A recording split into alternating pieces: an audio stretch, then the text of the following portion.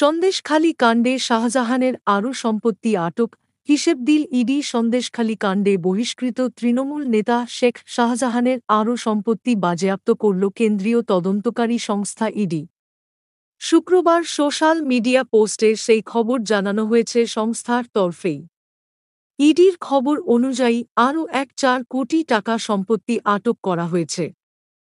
কলকাতার 7টি ব্যাংক থেকে 80 লক্ষ টাকার কাছাকাছি বাজেয়াপ্ত হয়েছে।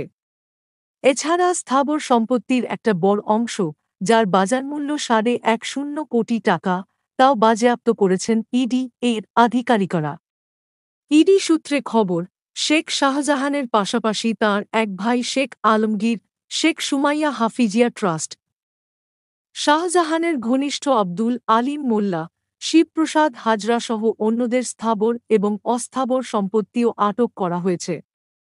এর মধ্যে রয়েছে 3.890 বিঘা জমি, যার বাজারমূল্য 10.50 লক্ষ টাকা। এর আগে মার্চে শাহজাহানের ব্যক্তিগত ও ব্যবসায়িক সম্পত্তি থেকে 2.78 লক্ষ টাকার সম্পত্তি আটক করা হয়েছিল। আদালতে ইডি দাবি করেছিল, সন্দেশখালী এলাকায় জমি, ভেড়ি দখল করে মাছের ব্যবসার মাধ্যমে প্রায় 260 কোটি টাকার সম্পত্তির মালিক হয়ে ওঠেন শাহজাহান। এদিকে সন্দেশখালীর বহিষ্কৃত তৃণমূল নেতা শাহজাহানকে আড়াল করার অভিযোগ উঠেছে রাজ্যের গোয়েন্দা পুলিশের বিরুদ্ধে। শুক্রবার এ ব্যাপারে রাজ্যকে সতর্ক করলেন কলকাতা হাইকোর্টের বিচারপতি জয় সেনগুপ্ত। সন্দেশখালীতে 3 বিজেপি নেতা খুনের ঘটনায় মূল অভিযুক্ত শেখ শাহজাহানের নাম না থাকা নিয়ে মামলা গড়িয়েছিল কলকাতা হাইকোর্টে। পুলিশি তদন্ত নিয়ে প্রশ্ন তুলেছিলেন বিচারপতি।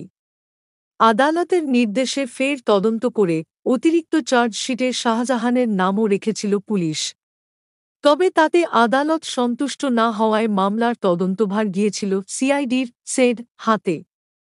শুক্রবার ওই মামলায় সিআইডির ভূমিকা নিয়ে বড় প্রশ্ন তুললেন বিচারপতি জয় সেনগুপ্ত।